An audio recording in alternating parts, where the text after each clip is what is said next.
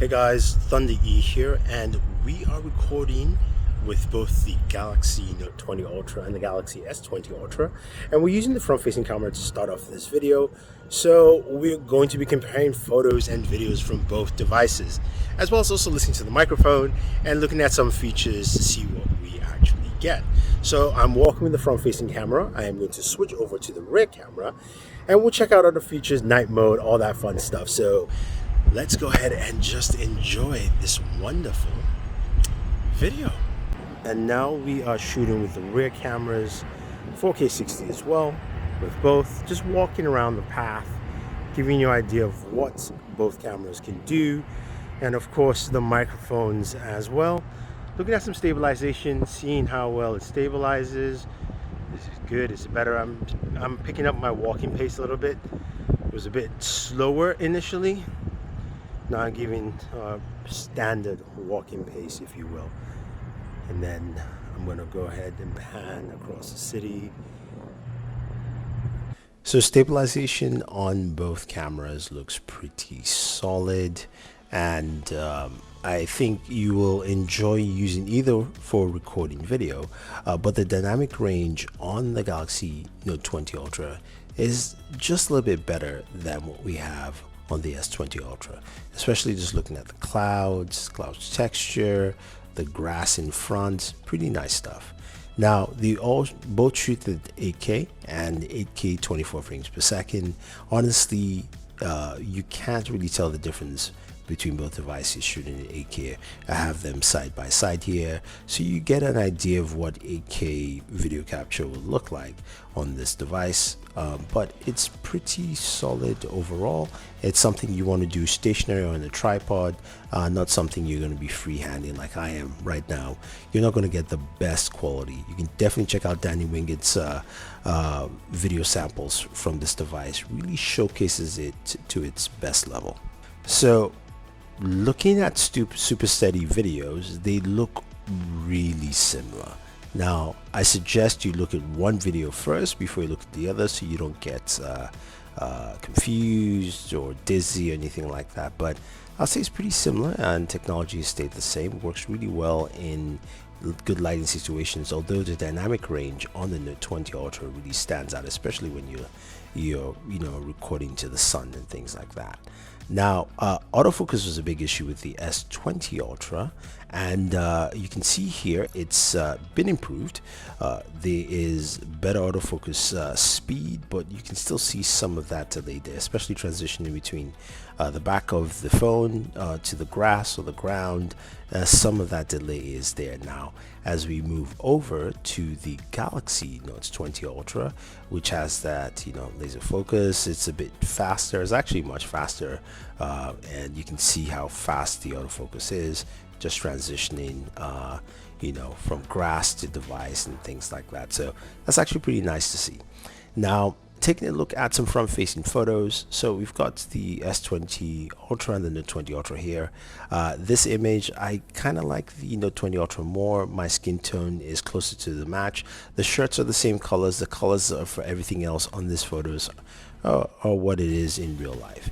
Now, looking at my girl here, this is where the skin color differences kind of point out. So the S20 Ultra has a closer skin tone to what her natural skin tone is compared to the Note 20 Ultra, which is just a bit off, although her face looks much whiter or much lighter in complexion on the Note 20 Ultra. Same again in this photo, although her hair color is the same, that matches pretty well. The top is the colors also matches, but her skin tone is slightly better on the S20 Ultra than the Note 20 Ultra. Now, when we move over to the rear camera, now this is where things flip around. This is a portrait shot, and the skin tone is more correct on the Note 20 Ultra than the S20 Ultra. S20 Ultra adds a little bit more yellow tint to it, but again, I do like the bokeh at the back. Things look pretty nice. Now, this is another shot here where You can see they're kind of similar, but again, the skin tone on the Note 20 Ultra is closer to what we have. The bokeh is also pretty solid all the way through for this shot. Now this one, it was a little bit different. Now this wasn't a portrait shot, but you can see this softening on the top of her head compared to the S20 Ultra photo, which surprisingly just looks more natural and realistic than the Note 20 Ultra photo. Now, of course, we had to throw in a food shot here, a burger. They both look really similar. You've got that natural bokeh effect because, of course, of the 108 megapixel camera, but the bacon is a little bit more contrasty, and the color of the bacon is correct on the Note 20 Ultra. So the Note 20 Ultra has a more accurate image color, if you will, overall.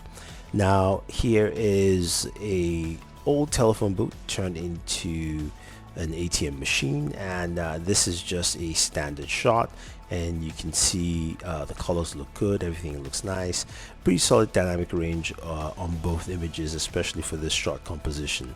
Then we're going to move into a 5x zoom, where to me here the S20 Ultra feels a little bit sharper, or at least the colors also come out a bit bolder, while the Note 20 Ultra has a much more flatter color tone, which is actually correct for this image.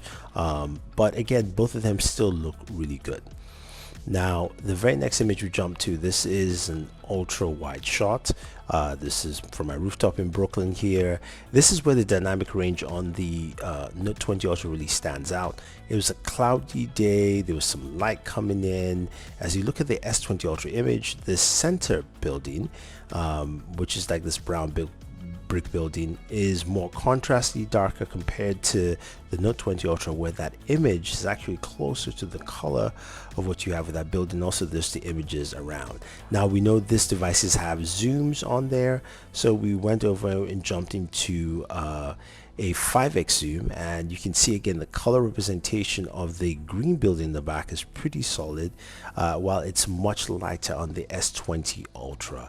Again, you can even just compare the contrast on the buildings around, but again, you're looking at some of that dynamic range come to play. Look at the sky as well. In both images, you see there's just more composition on the Note 20 Ultra.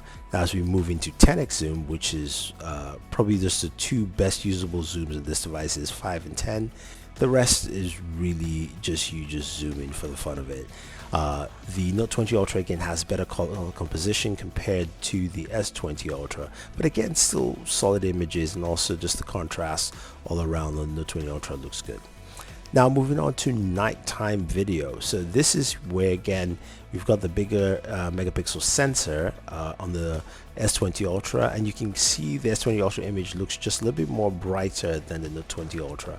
That was coming from a much darker environment, walking into a light source, recording in 4K 60.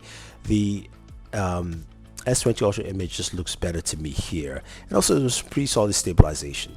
Now, the rear camera, we're looking at 4K 60, and you can see it's got the same wobble effect. Again, I'm walking on a deliberate pace, but the images look pretty nice and sharp.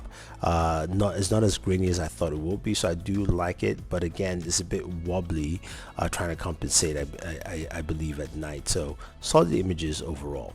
Now, looking at some selfie low light photos here, we've got the S20 Ultra bringing that brightness up with this shot, but the Note 20 Ultra gives me more detail and is a bit more closer, at least to my skin tone in this representation. Now, this next image, I just want to show you how it is taken without any low light modes. It's pretty dark. It's on my roof. There's really no lights around me whatsoever. Take a look at what we see here. The Note 20 Ultra image is much sharper. That's my red t-shirt. You can see the yellow breaking in. It looks pretty sharp. You can clearly see the Galaxy Buds. You can even see some more detail on my face compared to the S20 Ultra, where it's really soft.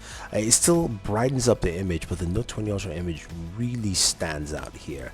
Definitely like what I've seen with the Note 20 Ultra, especially in low light situations. Here's another shot again. poor lighting, not much, just giving you a shot without the low light camera mode.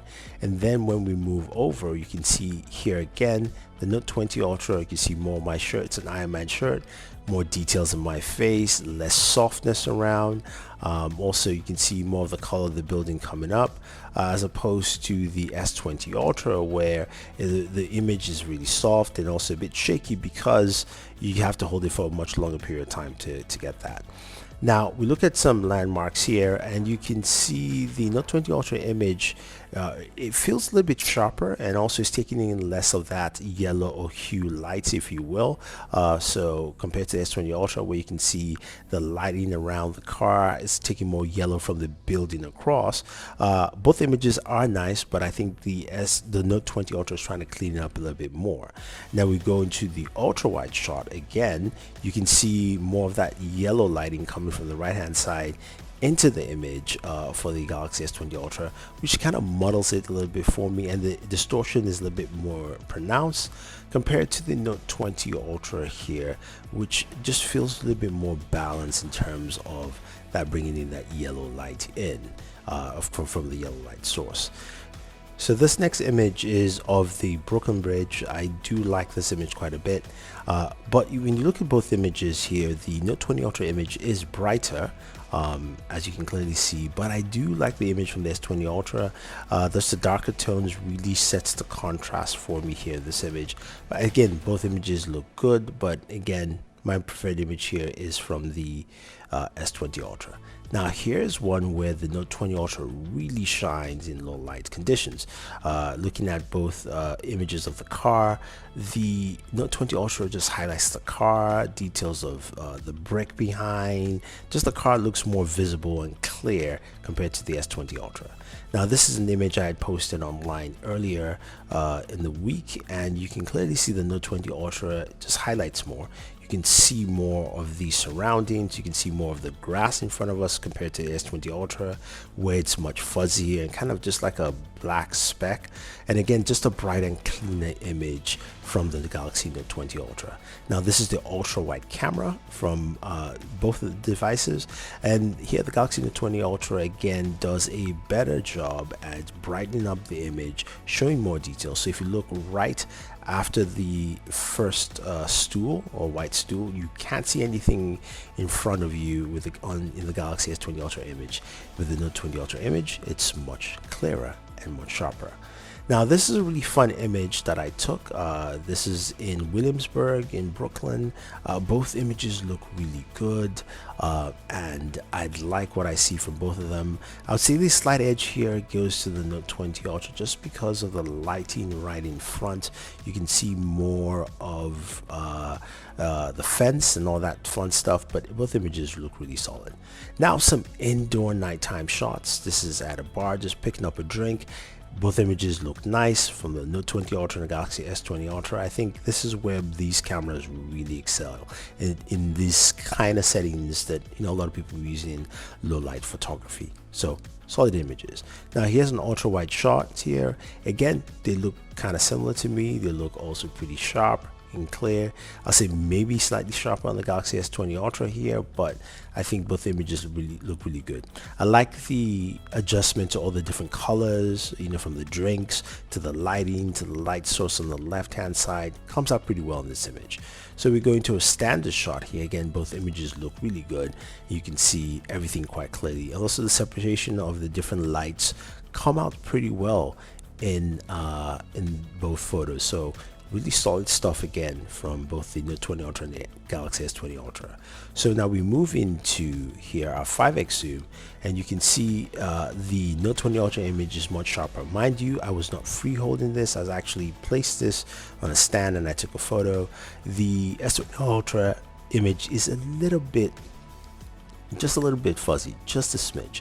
But when we go into 10x zoom, this is where the Note 20 Ultra image really stands out. Trust me, I tried to take that image on the right with the S20 Ultra multiple times. It came out the same way each time, even though it was placed on a table, had a stand, and I just pressed the button. The Note 20 Ultra image looks absolutely astounding. 10x zoom, indoors, low light setting.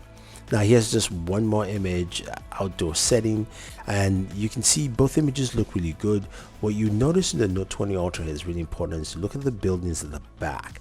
It's a bit brighter and clearer with those buildings, although the lights tend to shimmer a bit more as compared to the S20 Ultra image, but both images are solid overall. So when you look at both devices, some images look really close, and there are also some differences as well. Now, just kick off with the negatives that we've seen. I think the Note 20 Ultra would have benefited from using the same camera sensor for the front-facing camera as the S20 Ultra. The front-facing camera is solid, it's really close, but I think whatever algorithms you're using, that sensor will actually have benefited them much more.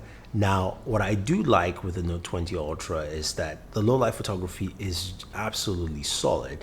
And in some cases, you can see it's drastically better than what you get with the Galaxy S20 Ultra. So that's a huge improvement. The video quality is also improved. The microphone has slight benefits over as well. And I'm glad they went away from the 100x zoom and keeping it at 50. 5 and 10x zoom are outstanding on this phone, especially in low light situations as well. So you get to see that there. And I do like the color size, even though there's some times where it kind of goes off. Dynamic range is also pretty solid on this device. If you were to ask me who has the better camera, I would say it's the Galaxy Note 20 Ultra. It's improved, and it should be. I'm glad it has a better camera over the S20 Ultra, because you don't want the newer device to have a camera that is not as good as the device that came out earlier. So there you have it, guys. If you have any questions or any comments, let me know.